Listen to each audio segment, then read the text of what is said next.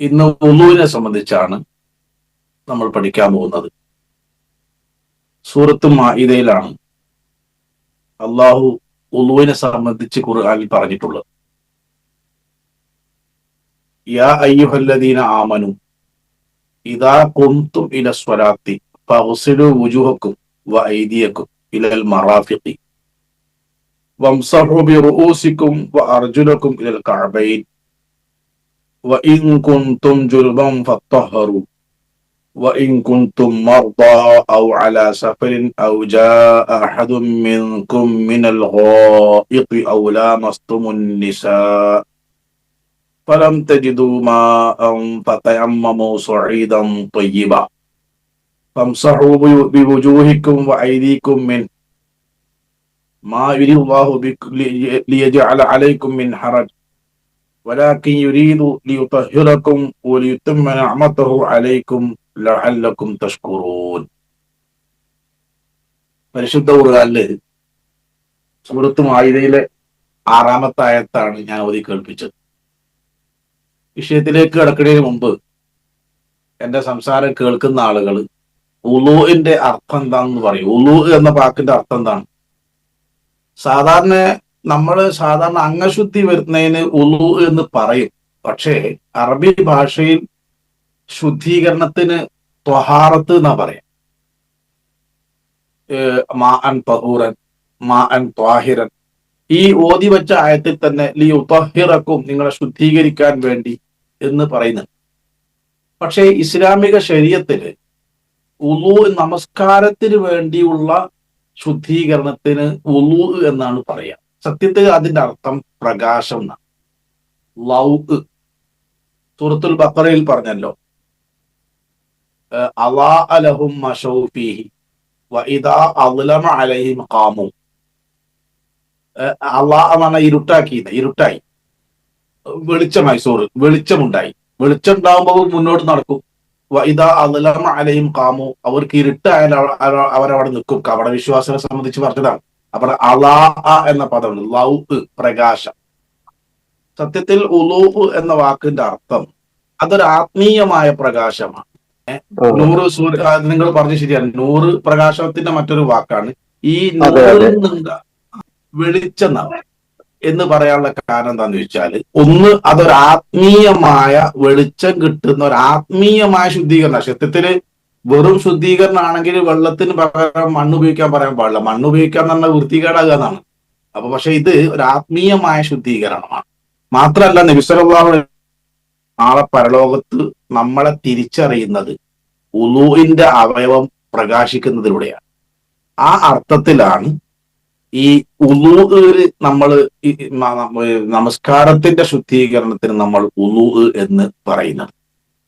സൂറത്ത് മാഇദയിലെ ഈ ആയത്തിൽ അള്ളാഹു പറയുന്നത്, യാ അയ്യുഹല്ലദീന ആമനു, സത്യവിശ്വാസികളെ, ഇദാ ഖുംതും ഇലസ്വലാത്ത്, നിങ്ങൾ നമസ്കാരത്തിലേക്ക് നിന്ന് കഴിഞ്ഞാൽ, ഫഗ്സിലു വുജൂഹക്കും, നിങ്ങൾ നിങ്ങളുടെ മുഖം കഴുകണം, വഅയ്ദിയക്കും, നിങ്ങളുടെ കൈകൾ കഴുകണം, ഇലൽ മറാഫിഖി, മുട്ടുവരെ. ഇദാ ഖുംതും ഇലസ്വലാത്ത്, നമസ്കാരത്തിലേക്ക് നിന്നതിന് ശേഷമാണോ കയ്യും കാലും കഴുകേണ്ടതെന്ന് ആരും വിചാരിക്കേണ്ട. അത് നമസ്കാരം ഉദ്ദേശിച്ചാൽ, നമസ്കരിക്കാൻ ഉദ്ദേശിച്ചാൽ അതാണ് ഇദാ ഖുംതും എന്ന പദം കൊണ്ട് ഉദ്ദേശിക്കുന്നത്. നിങ്ങൾ മുഖം കഴുകണം, കൈ കഴുകണം. വംസഹു ബിറുഊസിക്കും വഅർജുലക്കും ഇലൽ കഅബൈൻ, തല തടവുകയും വേണം, 2 കാലും കഴുകുകയും വേണം. പ്രധാനപ്പെട്ട കർമ്മങ്ങളാണ് വുളൂഇന്റെ കർമ്മങ്ങൾ ഈ പറഞ്ഞു. ഇനി വഇൻ കുൻതും ജുനുബൻ, നിങ്ങൾ വലിയ അശുദ്ധിയുള്ള ആളുകളാണെങ്കിൽ ഫത്തഹറു, വുളൂ മതിയാവൂല, കുളിക്കേണ്ടി വരും. നിങ്ങൾ ശുദ്ധീകരിക്കണം എന്ന് പറഞ്ഞാൽ അവിടുത്തെ അർത്ഥം കുളിക്കണം എന്നാണ്. ഇനി വഇൻ കുൻതും മർള, നിങ്ങൾ രോഗികളായി, ഔ അലാ സഫരിൻ, അല്ലെ നിങ്ങൾ യാത്രയിലായി, അല്ലെങ്കിൽ ഔ ജാ അഹദും മിൻകും മിനൽ ഗായിത്തി, ആരെങ്കിലും മലമൂത്ര വിസർജനം നടത്തി തിരിച്ചു വന്നു, ഔ ലാമസ്തുമുൻ നിസാ, അല്ലെങ്കിൽ ഏതെങ്കിലും സ്ത്രീകളെ വൈകാരികമായ സ്പർശനം നടത്തി, ഫലം തജിദു മാഅൻ, നിങ്ങൾക്ക് വെള്ളം കിട്ടിയില്ലെങ്കിൽ, ഫതയമ്മമു, നിങ്ങൾ ഉദ്ദേശിക്കണം, സുഈദൻ ത്വയ്യിബ, ശുദ്ധമായ പ്രതലത്തെ. ഒരുപാട് നിയമങ്ങൾ പറഞ്ഞ ഒരായത്താണ്.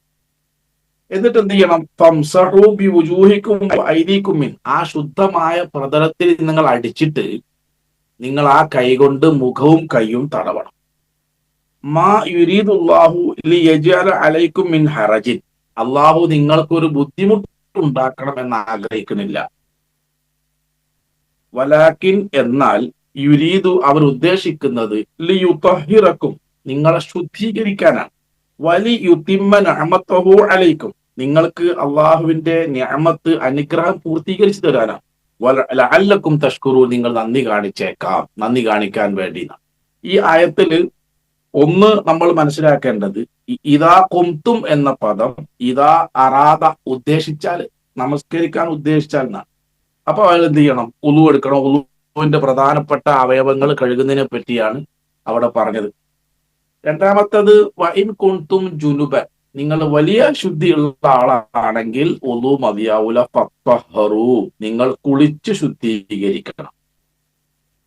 ഇനി തയമ്മുമിന്റെ കാരണങ്ങൾ പറഞ്ഞു. ഒന്നുകിൽ നിങ്ങൾ രോഗിയായി, വഇൻ കുൻതും മർള, രോഗം കാരണം വെള്ളം ഉപയോഗിക്കാൻ പറ്റാതെ വന്നാൽ അയാൾക്ക് കുളിക്കും ഉളൂഇനും പകരം തയമ്മും മതി. യാത്രക്കാരനായിട്ട് വെള്ളം കിട്ടാതെ വന്നാലും നമുക്ക് ഉളൂഇനും കുളിക്കും പകരം തയമ്മും മതി. ഈ തയമ്മും ചെയ്യേണ്ടത് എന്തുകൊണ്ടാണ്? തയമ്മമു സ്വഈദൻ ത്വയ്യിബ, ശുദ്ധമായ പ്രതലായാൽ മതി. മണ്ണ് തന്നെ വേണം എന്ന് നിർബന്ധമില്ല. മണ്ണുണ്ടെങ്കിൽ മണ്ണ്. ഇനി പ്ലെയിനിൽ യാത്ര ചെയ്യാൻ, ട്രെയിനിൽ യാത്ര ചെയ്യാൻ വെള്ളമില്ല, വെള്ളം കിട്ടാൻ യാതൊരു വഴിയുമില്ല.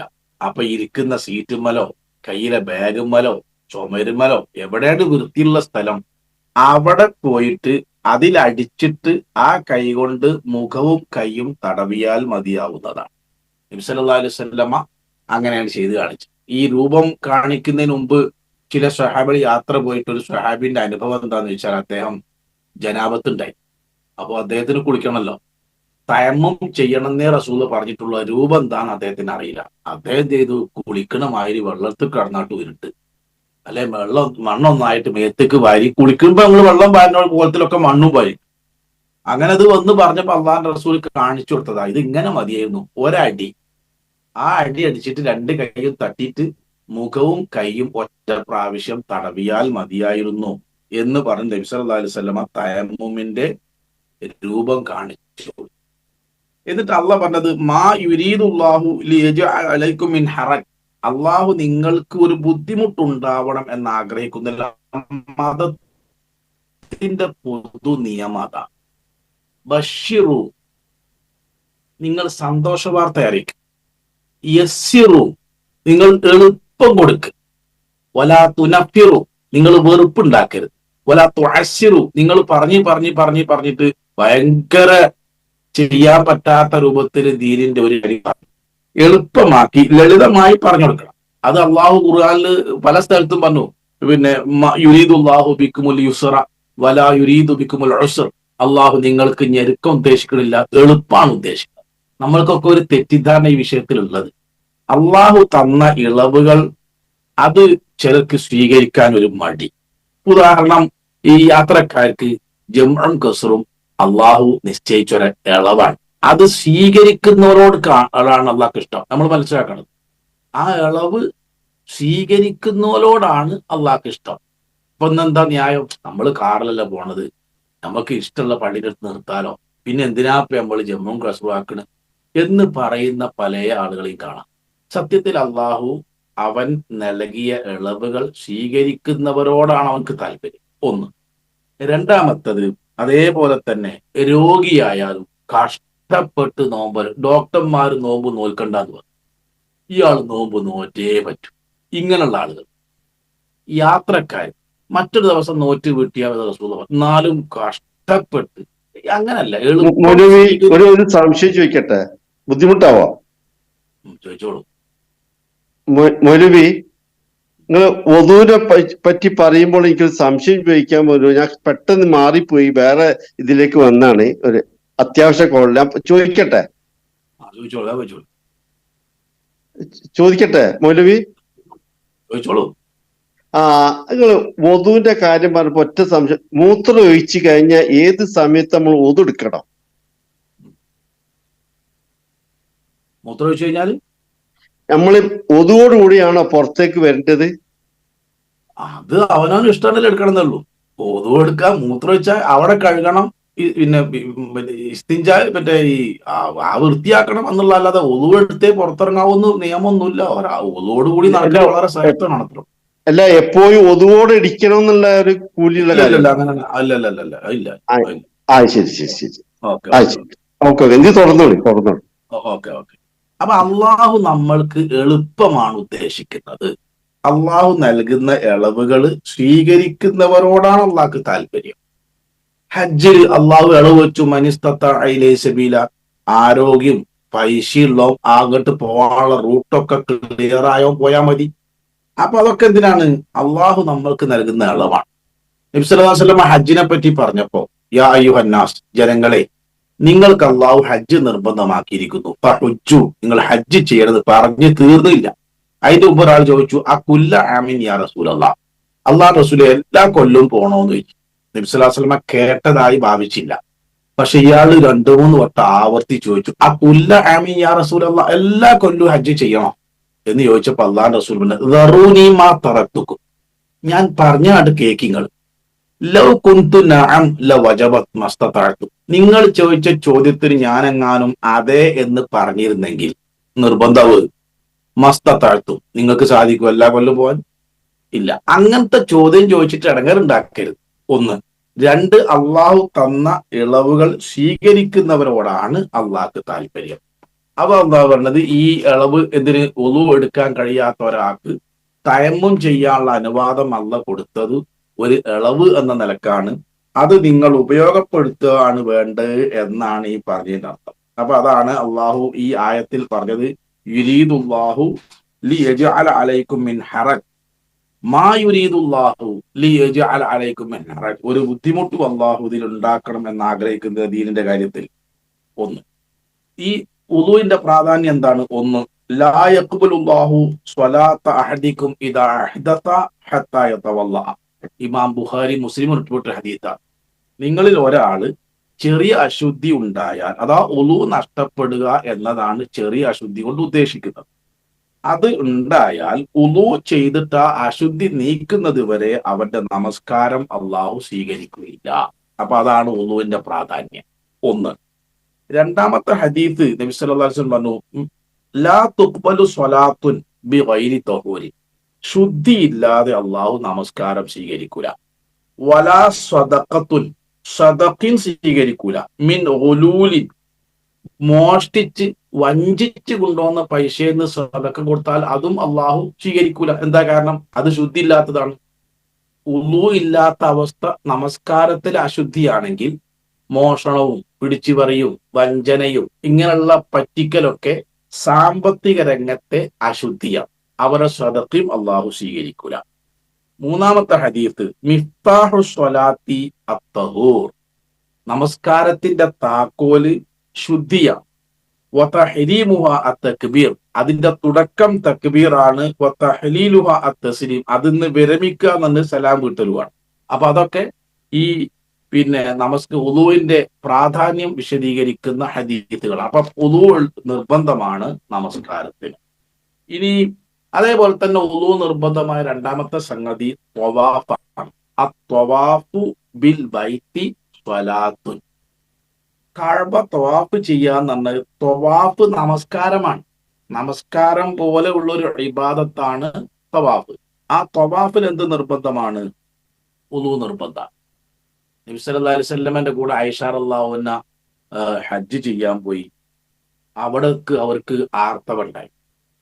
അപ്പൊ നബി സല്ലല്ലാഹു അലൈഹി വസല്ലം പറഞ്ഞു, ഇഫ്അലി മാ യഫ്അലുൽ ഹജ്ജു, ഹജ്ജ്മാർ ചെയ്തൊക്കെ നീ ചെയ്തോ, ഇഹ്റാം കെട്ടിക്കോ, മീനായിൽ പോയിക്കോ, അറഫയിൽ പോയിക്കോ, ഒക്കെ പോയിക്കോ. ത്വവാഫ് അല്ലാത്ത എല്ലാം താങ്കൾക്ക് ചെയ്യാം. ത്വവാഫിന് എന്ത് വേണം? അത് അതിന്റെ നിബന്ധനയാണ് ഉളു വേണം എന്ന്. ഉളു നിർബന്ധമാണ്. ഇനി ഉളുവിന്റെ ശ്രേഷ്ഠത നമ്മൾക്കറിയാം. നബി സല്ലല്ലാഹു അലൈഹി വസല്ലമ മിറാജ് യാത്ര കഴിഞ്ഞ് വന്ന് അതിന്റെ ഈ രംഗങ്ങൾ ഓരോന്ന് വിശദീകരിക്കവേ റസൂൽ വിളിച്ചു, ഐന ബിലാൽ. ബിലാൽ അള്ളാഹുവിനെ വിളിച്ചിട്ട് പറഞ്ഞു, ബിലാലെ, ഞാൻ സ്വർഗത്തിലേക്ക് പ്രവേശിച്ചപ്പോൾ എന്റെ മുമ്പിൽ സമിഅ്തു ദഫ്ഫന അലൈക ബൈന യദയ്യ ഫിൽ ജന്ന, സ്വർഗത്തിൽ താങ്കളുടെ കാലൊച്ച എന്റെ മുമ്പിൽ ഞാൻ കേട്ടല്ലോ ബിലാൽ. മാ അമിൽതു അമലൻ അർജ, എന്താണ് യാ ബിലാൽ ഹദ്ദിസ്നി ബി അർജ അമലിൻ അമിൽതുഹു ഫിൽ ഇസ്ലാം, ഇത്ര വലിയൊരു കൂലി നിനക്ക് കിട്ടാൻ നീ ചെയ്യുന്ന കർമ്മം എന്താണ് ബിലാലെ? റസൂൽ സ്വല്ലല്ലാഹു അലൈഹി വസല്ലം ബിലാൽ അതാണ് ഇങ്ങോട്ട് ചോദിക്കുക. അപ്പൊ അദ്ദേഹം പറയാണ്, ഞാൻ എപ്പോഴും നേരത്തെ ഈ സഹോദരൻ പറഞ്ഞതുപോലെ ഒളോടുകൂടി നടക്കാൻ ശ്രമിക്കാറുണ്ട്. അതേപോലെ എപ്പോ ഒളു എടുത്താലും ഞാൻ 2 റക്അത്ത് നമസ്കരിക്കും. ആ നമസ്കാരത്തിന്റെ പേര് ഉളൂഇന്റെ സുന്നത്ത് എന്നാ. അത് നമുക്ക് എപ്പോഴും നിസ്കരിക്കാം. ഉളു എടുത്താൽ ഒരാൾക്ക് 2 റക്അത്ത് നിസ്കരിക്കാം. ആ ഉളൂഹിന്റെയും നമസ്കാരത്തിന്റെയും ശ്രേഷ്ഠതയാണ് നബി സല്ലല്ലാഹു അലൈഹി വസല്ലമ സ്വർഗത്തിലേക്ക് കടക്കുമ്പോൾ റസൂലുള്ളാഹി സ്വല്ലല്ലാഹു അലൈഹി വസല്ലമയുടെ മുമ്പിൽ ബിലാൽ അല്ലാഹുവിന്റെ കാലൊച്ച കേട്ടു എന്ന്. അപ്പൊ അത്രയേറെ അള്ളാഹുലേക്ക് അടുപ്പിക്കുന്ന ഒരു ഇബാദത്താണ് ഉളു. അതേപോലെ നബി സല്ലല്ലാഹു അലൈഹി വസല്ലം പറഞ്ഞു, സ്വർഗത്തിന് 8 വാതിലുകളുണ്ട്. നമസ്കാരത്തിനൊരു വാതിലുണ്ട്, ജിഹാദിന് വാതിലുണ്ട്, സ്വതക്കക്ക് വാതിലുണ്ട്, റയ്യാൻ എന്ന നോമ്പുകാർക്കുള്ള വാതിലാണ്. ഈ വാതിലുകളൊക്കെ അതാത് കർമ്മങ്ങൾ ചെയ്താലേ തുറക്കൂ. എന്ന് പറഞ്ഞാൽ നമസ്കരിച്ചാൽ നമസ്കാരത്തിന്റെ വാതിൽ തുറക്കും, സ്വതക്ക ചെയ്താൽ സ്വതക്കന്റെ വാതിൽക്ക് കൂടെ നമുക്ക് കയറി സ്വർഗത്തേക്ക് പോവാം, ഓരോ അമലും. എന്നാൽ നബി സല്ലല്ലാഹു അലൈഹി വസല്ലമ പഠിപ്പിച്ച രൂപത്തിൽ ഉളൂ ചെയ്തിട്ട് ഒരാൾ അതിനുശേഷമുള്ള ദുആ പ്രാർത്ഥിച്ചാൽ എന്താ പറഞ്ഞത്? നബി സല്ലല്ലാഹു അലൈഹി വസല്ലം പറയാണ്, സ്വർഗത്തിന്റെ 8 വാതിലുകളും അവന്റെ മുമ്പിൽ തുറക്കപ്പെടും. അത്ര ഗൗരവമുള്ള, അത്രയും പവർഫുള്ളായ ഒരു ഇബാദത്താണ് ഞാൻ ഈ ചെയ്യുന്നത് എന്ന് പലപ്പോഴും ആളുകൾ മനസ്സിലാക്കാറില്ല. അതുകൊണ്ട് ഇതിന്റെ ശ്രേഷ്ഠത നമ്മൾ മനസ്സിലാക്കണം. വുളൂന്റെ ഒരു ഹദീസ്, മൻ തവല്ലഅ നഹ്വ വുളൂഇ ഹാദാ, നല്ലോണം മനസ്സിലാക്കണം. ഞാൻ ഈ ചെയ്ത് കാണിച്ചതുപോലെ ഒരാൾ ഉളൂ ചെയ്താൽ, ഉസ്മാൻ റളിയല്ലാഹു അൻഹു സഹാബികളെ വിളിച്ചു കൂട്ടി ബക്കറ്റിൽ വെള്ളം കൊണ്ടുവന്ന് ഉളു ഉണ്ടാക്കിയിട്ട് പറയാണ്, മൻ തവല്ലഅ നഹ്വ വുളൂഇ ഹാദാ, ഇപ്പൊ ഞാൻ ഈ കാണിച്ചതുപോലെ ഒരാൾ ഉളു എടുത്താൽ, തുമ്മ സ്വല്ലാ റക്അതൈൻ, പിന്നീട് അദ്ദേഹം 2 റക്അത്ത് നമസ്കരിച്ചാൽ, ഗഫറല്ലാഹു ലഹു മാ തഖദ്ദമ മിൻ ദംബിഹി, അയാളുടെ ജീവിതത്തിൽ കഴിഞ്ഞു പോയ എല്ലാ പാപങ്ങളും അള്ളാഹു പൊറുക്കും. അപ്പൊ എല്ലാ പാപങ്ങളെയും കരിച്ചു കളയുന്ന, സ്വർഗത്തിന്റെ എല്ലാ വാതിലും തുറക്കപ്പെടുന്ന വളരെ ശ്രേഷ്ഠമായ ഒരു കർമ്മമാണ് ഞാൻ ഈ ചെയ്യുന്നത് എന്ന് ഉളൂ ചെയ്യുന്ന 90% ആളുകൾക്കും അറിയില്ല.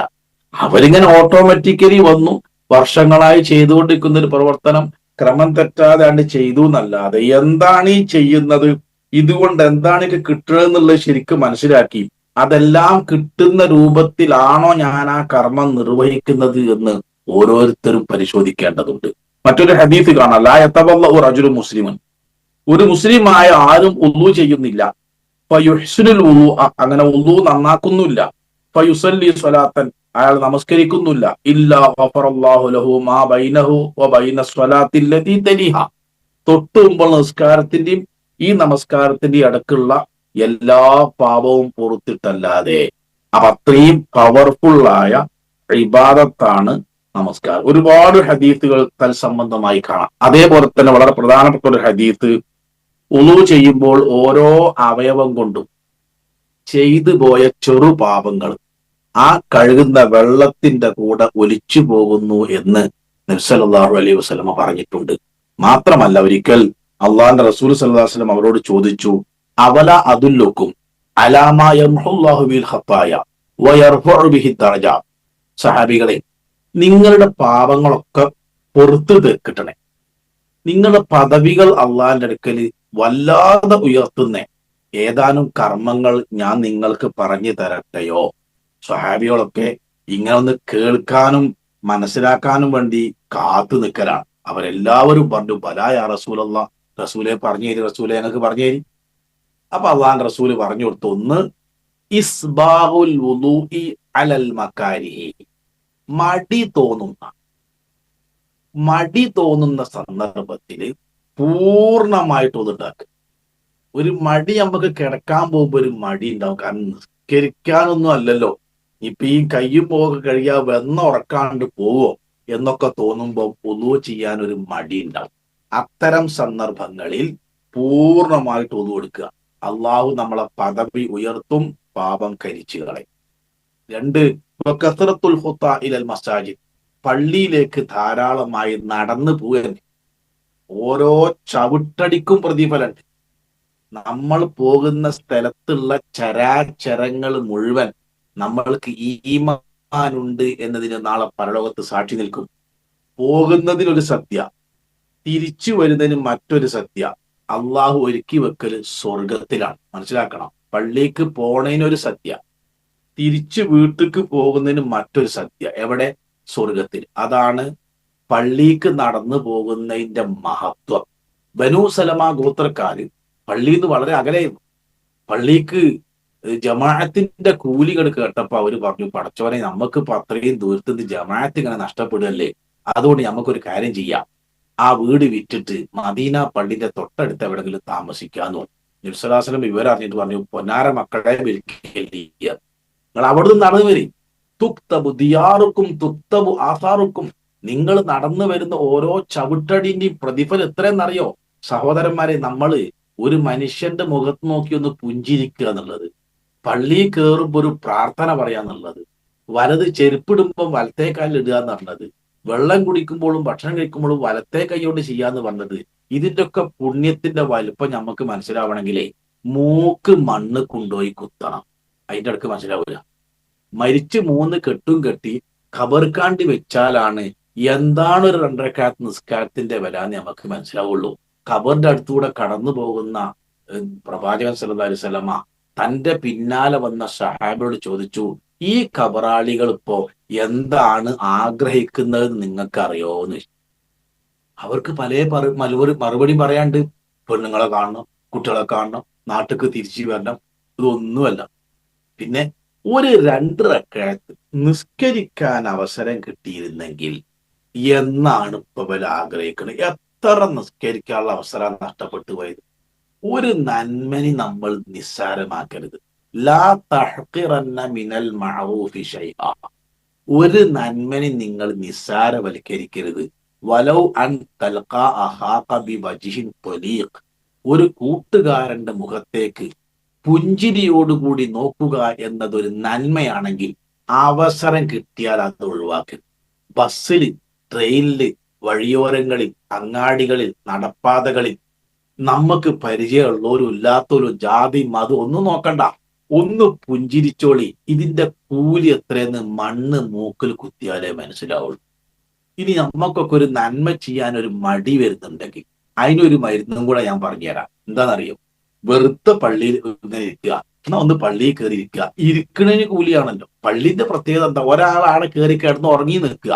അവൾ അങ്ങോട്ട് കയറുന്നതോടുകൂടി പ്രതിഫലത്തിന്റെ സൂചി ചലിക്കാൻ തുടങ്ങിയ വെറുതെ ഇരുന്നാ മതി. ഖുർആൻ ഓതിയാലോ അതിന് വേറെ കൂലി ചലിക്കും, വേറെ കൂലി ഉണ്ടാവും. വെറുതെ ഇരുന്നാലും കൂലിയാ. അപ്പോ അങ്ങനെ ഒരു അവസരം കിട്ടി നിൽക്കുക, എന്തെങ്കിലും നന്മ ചെയ്യാം. നമ്മൾ എന്താ ചിന്തിക്കേണ്ടതെന്ന് അറിയോ? ഒരു ചെറിയ മടി നമ്മളെ മനസ്സിലേക്ക് വരികയാണെങ്കിൽ എന്താ ചിന്തിക്കേണ്ടതെന്ന് അറിയോ? ഈ നന്മ കൊണ്ടായിരിക്കും പടച്ചോനെ ഞാൻ പരലോകത്തിന്റെ നന്മന്റെ ഭാഗം എടുക്കാനും കൂടുക. ഒരു വോട്ടിന് തോറ്റ് നിൽക്കുക, ആ വോട്ടിന്റെ വില എത്രയാണ്?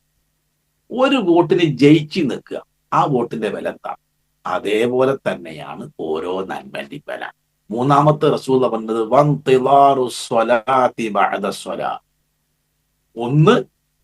ഒന്നാമത്തത് ഉളു എടുക്കുക, 2 പള്ളിയിലേക്ക് നടന്നു പോവുക, മൂന്നാമത്തത് ഒരു നമസ്കാരം കഴിഞ്ഞ് അടുത്ത നമസ്കാരം പ്രതീക്ഷിച്ച് പള്ളിയിലിരിക്കുക. എന്റെ ശബ്ദം കേൾക്കുന്ന എന്റെ പ്രിയപ്പെട്ടവരെ ഞാൻ ചോദിക്കട്ടെ, ഒരു നിസ്കാരം കഴിഞ്ഞിട്ട് അടുത്ത നിസ്കാരം വരെ പള്ളിയിൽ ഇരിക്കാൻ ഒരു വിശ്വാസിയെ പ്രേരിപ്പിക്കുന്ന സൈക്കോളജി, മനഃശാസ്ത്രം എന്താണെന്ന് ആർക്കെല്ലാം അറിയോ? എന്താണ് അത്ര പ്രത്യേകത കിട്ടാൻ കാരണം? ഒരാൾ മഗ്‌രിബ് നിസ്കരിച്ചിട്ട് പറയാം ഇശാ നിസ്കരിച്ചിട്ട് പോവാം എന്ന് നിനക്ക് പള്ളിയിൽ ഇരിക്കുകയാണെങ്കിൽ സത്യത്തിൽ ഓൻ അങ്ങനെ ഇരിക്കാനുള്ള അതിന്റെ സൈക്കോളജി എന്താ നിങ്ങൾ മനസ്സിലാക്കിയത്? എനിക്ക് അള്ളഹാനോട് സംസാരിച്ചിട്ട് മതിയായില്ല, എനിക്ക് പടച്ചവനോട് വർത്താനം പറഞ്ഞിട്ട് മതിയായില്ല, അള്ളാന്റെ അടുത്ത് ഇരുന്നിട്ട് മതിയായില്ല, ഒന്നും കൂടെ സംസാരിച്ചിട്ട് വീട്ടിൽ പോവാം. ഈ മനുഷ്യൻ അള്ള ചേർത്ത് പിടിക്കൂലേ? അതാണ് റസൂൽ പറഞ്ഞത്, വന്തിളാറു സ്വലാത്തി ബഅദ സ്വലാ.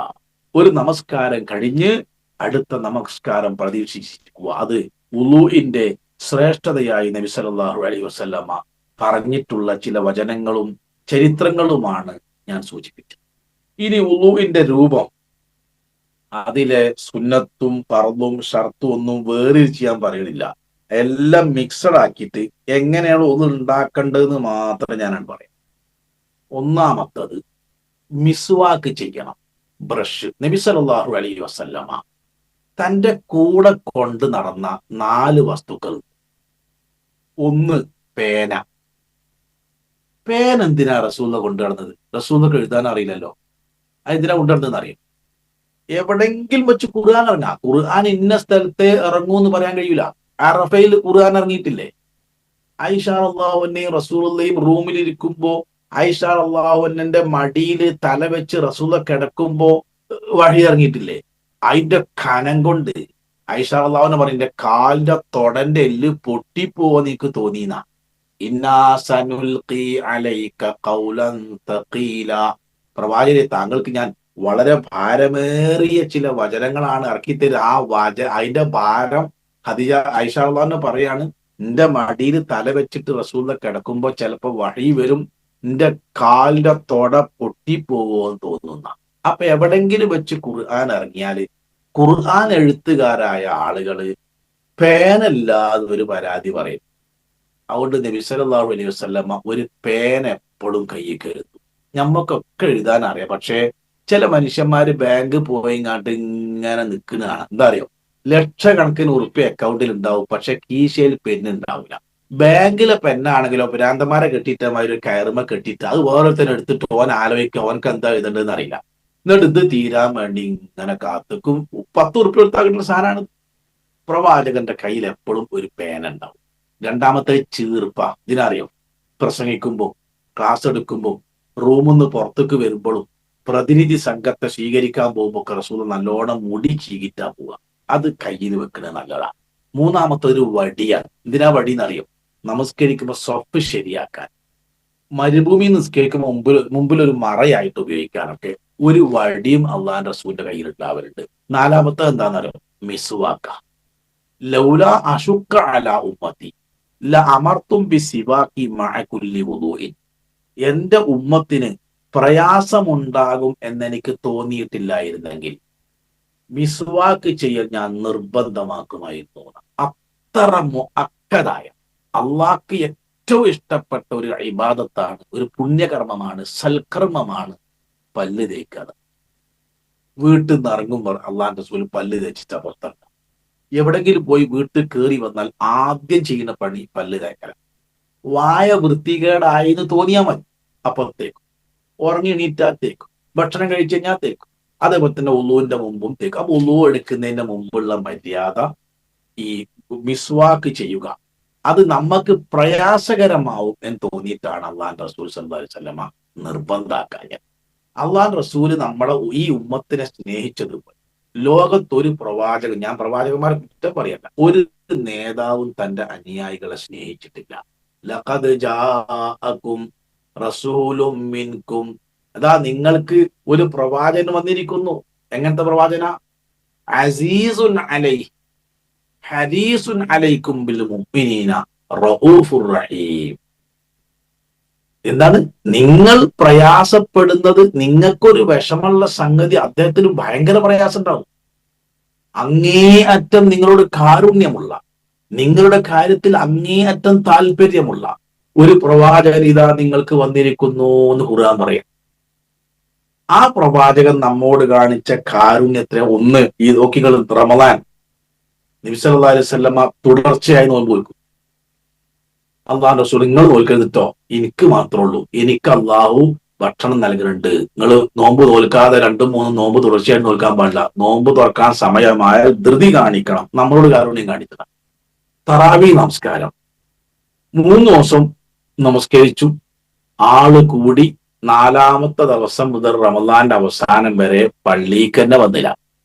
പിറ്റേന്ന് സ്വഹാബികൾ ചോദിച്ചു, പ്രവാചകരെ നിങ്ങളെ ഞങ്ങൾ കാത്തു നിങ്ങൾ വന്നില്ലല്ലോ, നിങ്ങൾ എന്തേ വരാൻ? എന്താ മറുപടി? നിങ്ങളെ ഈ ആവേശം കണ്ട് തറാവി എങ്ങാനും നിർബന്ധാക്കിയാൽ അതിന്റെ പേരിൽ കുറെ എണ്ണം നരകത്ത് പോകും, അതുകൊണ്ട് വരാൻ, നമ്മളെ സ്നേഹിച്ചിട്ടാണ്.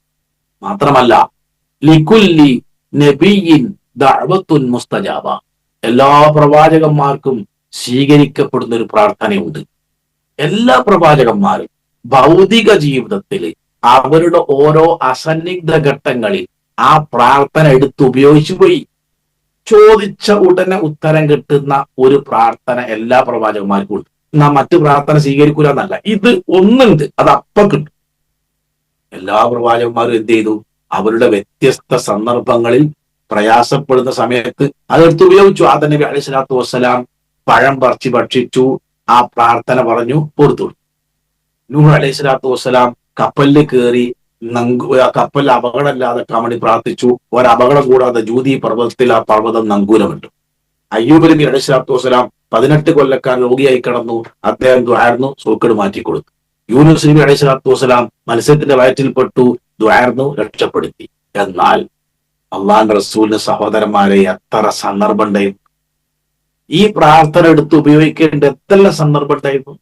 പ്രവാചകനെ കൊല്ലാൻ കുഴി കുഴിച്ചു വെച്ചവർ, പ്രവാചകന്റെ കഴിക്കുന്ന ഭക്ഷണത്തിൽ വിഷം കലർത്തിയവർ, പ്രവാചകൻ നാട്ടിൽ നിന്ന് ആട്ടിയോടിച്ചവർ, പ്രവാചകനെ കൊല്ലാൻ വീട് വളഞ്ഞവർ, പുറത്തേക്ക് ഇറങ്ങിയാൽ തല ഉണ്ടാവില്ല, അങ്ങനത്തെ സന്ദർഭം വന്നില്ലേ? വന്നിക്കുന്നു. പക്ഷെ ആ പ്രാർത്ഥന അള്ളാഹുവിന്റെ റസൂലിൽ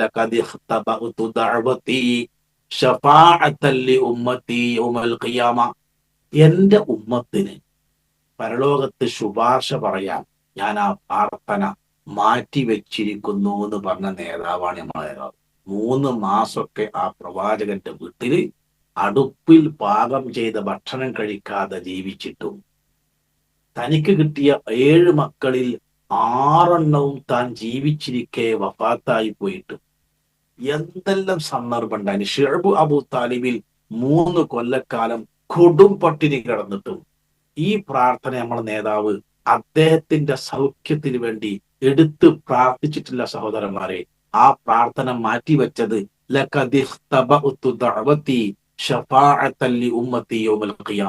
എന്റെ ഉമ്മത്തിന് പരലോകത്ത് ശുപാർശ പറയാൻ ഞാൻ ആ പ്രാർത്ഥന മാറ്റിവെച്ചിരിക്കുന്നു എന്ന് പറഞ്ഞ നേതാവിന്റെ ഓരോ ചതി നമ്മൾ സൂക്ഷ്മമായി പഠിച്ച് ജീവിതത്തിൽ പറഞ്ഞു. അതിൽപ്പെട്ട ഒന്നാണ് മിസ്വാക്ക് ചെയ്യുക. എപ്പോ? ഒളുവിന്റെ മുമ്പ്. 2 നിയ്യത്താണ്. ഞാൻ ഒളു ചെയ്യാണെന്നുള്ള ബോധം വേണം. അല്ലാതെ ഇങ്ങനെ കുറെ വെള്ളം കൊണ്ട് കളിച്ചുകൊണ്ട് ഒളു ആവൂല. ഇന്നമൽ അഅ്മാലു ബിന്നിയ്യാത്ത്, നമുക്ക് എല്ലാവർക്കും അറിയുന്ന ഒരു ഹദീസാണ്. കർമ്മങ്ങൾ സ്വീകരിക്കപ്പെടുന്നത് നിയ്യത്ത് കൊണ്ടാണ്. കർമ്മത്തിന്റെ ആദ്യ സന്ദർഭത്തിലാണ് നിയ്യത്ത് വേണ്ടത്. ഈ ഹദീസ് ഇന്നമൽ അഅ്മാലു ബിന്നിയ്യാത്ത് എന്നുള്ള ഹദീസ് എപ്പോഴാണ് ഉണ്ടായെന്ന് അറിയാം? 700-ൽ പരമ്പരയിലൂടെ ലോകത്തുള്ള മുഴുവൻ ഹദീസ് ഗ്രന്ഥങ്ങളിലുമുള്ള ഏക ഹദീസ് ഈ ഹദീസാണ്. ഏത്? ഇന്നമൽ അഅ്മാലു ബിന്നിയ്യാത്ത്. ഈ ഹദീസ് റസൂൽ സ്വല്ലല്ലാഹു അലൈഹി വസല്ലം പറയാനുള്ള സാഹചര്യം എന്തായിരുന്നു? മക്കയിൽ നിന്ന് മദീനയിലേക്ക് ഹിജറ പോയി. നമുക്കറിയാം, ഒരു ഹിജറ വർഷത്തിന്റെ തുടക്കത്തിലാണ് നമ്മൾ ഉള്ളത്. ഹിജറയാണ് ഇസ്ലാമിക ചരിത്രത്തെ ഇന്ന് കാണുന്ന രൂപത്തിലേക്ക് മാറ്റിയിട്ടുള്ളത്. ഇസ്ലാമിക ലോകത്തിന്റെ വൈജ്ഞാനികമായ, ഭൗതികമായ, ആത്മീയമായ എല്ലാ നിലക്കുള്ള പുരോഗതിക്കും അടിത്തറ പാകിൻ സത്യത്തിൽ ഹിജറയാണ്. അപ്പോ നബി സല്ലല്ലാഹു അലൈഹി വസല്ലമയുടെ കൂടെ ഹിജറ പോയ ആയിരക്കണക്കിന് ആളുകൾ അവിടെ ചെന്നു, അൻസാറുകൾ അവരെ സ്വീകരിച്ചു. ഇങ്ങനെ ക്രമേണ ഇങ്ങനെ ദിവസങ്ങൾ ഓരോന്ന് കഴിഞ്ഞുപോയി. ഒരു ദിവസം ഈ ഹിജറ വന്ന കൂട്ടത്തിലെ മുഹാജിർ എന്നാണ് ഹിജറ പോയവർക്ക് പറയാം. ചില ആളുകൾ അള്ളാഹിന്റെ റസൂൽ സ്വല്ലല്ലാഹു അലൈഹി വസല്ലം എടുക്കുന്നു, പ്രവാചകരെ, നമ്മുടെ കൂടെ ഹിജറ വന്ന പലരും അള്ളാന്റെ തൃപ്തി ഉദ്ദേശിച്ചല്ല വന്ന കേട്ടോ. കച്ചവടം നടത്താനും മദീനയിലെ സ്ത്രീകളെ കല്യാണം കഴിക്കാം എന്നൊക്കെയുള്ള ഉദ്ദേശത്തിൽ നമ്മളെ കൂടെ ഹിജറ പോകുന്ന ആളുകളുണ്ട്. ഓലെ പറ്റി നിങ്ങളെ അഭിപ്രായം എന്താന്ന് ചോദിച്ചു. അപ്പോഴാണ് അള്ളാന്റെ റസൂലിനെ ഇന്നമൽ അഅ്മാലു ബിന്നിയ്യാത്ത്, അമലുകൾക്ക് നിയ്യത്തനുസരിച്ചാണ്.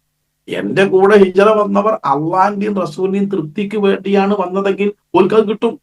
അതല്ല ഏതെങ്കിലും സ്ത്രീയെ കല്യാണം കഴിക്കാനോ കച്ചവടം നടത്താനോ വന്നവരുണ്ടോ, ഓൽക്കത് കിട്ടും, മറ്റേ കിട്ടൂല. അപ്പൊ ഏത് കർമ്മത്തിനും എന്ത് വേണം? നിയ്യത്ത് വേണം. അതാണ് ഒന്നാമത്തത്. രണ്ട്, ബിസ്മി ചൊല്ലൽ നിർബന്ധം. നബി സല്ലല്ലാഹു അലൈഹി വസല്ലം തങ്ങൾ പറഞ്ഞു, ലാ സ്വലാത്ത ലിമൻ ലാ വുളൂ ലഹു, വുളൂ ഇല്ലാത്തവന് നമസ്കാരമില്ല. വലാ വുളൂഅ ലിമൻ ലം യദ്കുരിസ്മല്ലാഹ്, അള്ളാഹുവിന്റെ നാമം സ്മരിക്കാത്തവന് വുളൂഇല്ല. ബിസ്മില്ല എന്ന് പറയാതെ ഒതുണ്ടാക്കി കഴിഞ്ഞാൽ രണ്ടാമത് ഒതുണ്ടാക്കല്ലാതെ യാതൊരു മാർഗമില്ല. അതുകൊണ്ട് ബിസ്മി ചൊല്ലണം. മറ്റൊന്ന്, ഇരു കൈപ്പത്തികളും നമുക്ക് എല്ലാവർക്കും അറിയാം 3 പ്രാവശ്യം കഴുകണം. വിരലുകൾ ഇങ്ങനെ കോർത്ത് കഴുകണം. ഇങ്ങനെ കുഴച്ചാ പോരാ, വിരലുകൾ ഇങ്ങനെ കോർത്ത് കഴുകാൻ വേണ്ടി എല്ലാവരും ശ്രമിക്കണം.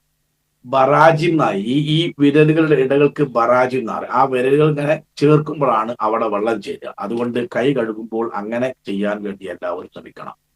അതേപോലെ തന്നെ വായിൽ വെള്ളം കൊപ്പിളിക്കുക, മൂക്കിൽ വെള്ളം കയറ്റിച്ചിട്ട്. അതെങ്ങനെയാണ്? വെള്ളം എടുക്കുക, ലേശം വായിലാക്കുക, ബാക്കി മൂക്ക് കയറ്റുക. ഇടത്തെ കൈകൊണ്ടാണ് നന്ന് ചീറ്റേണ്ടത്. അങ്ങനെയാണ് 3 പ്രാവശ്യം ചെയ്യുക. നോമ്പുകാരനല്ലെങ്കിൽ മൂക്കിൽ കുറച്ച് അത്യാവശ്യം വെള്ളം കയറ്റി നന്നായി ചീറ്റണം എന്നാണ് നബി സല്ലല്ലാഹു അലൈഹി വസല്ലം പറഞ്ഞിട്ടുള്ളത്. നോമ്പുകാരനാകുമ്പോൾ ചിലപ്പം വെള്ളം ഉള്ളിലേക്ക് കയറും തോന്നിയാൽ അത് പതുക്കെ ചെയ്താൽ മതി. അത്ര തന്നെ തീവ്രത കാണിക്കണം എന്നില്ല. അതുപോലെ മുഖം കഴുകുക നമുക്ക് എല്ലാവർക്കും, പക്ഷെ മുഖത്തിന്റെ അതിർത്തി ഏതാ? ഒരു ചെവി മുതൽ മറ്റേ ചെവി വരെ, മുടി മുളച്ചത് മുതൽ താടിയെല്ലിന്റെ അടി വരെ 1 ഇഞ്ച് സ്ഥലം നനയാത്തത് ഉണ്ടാവരുത്. കഴുകുന്ന അവയവങ്ങളിൽ വെള്ളം ഒലിക്കണം, വെള്ളം കട്ട് ഒലിക്കണം.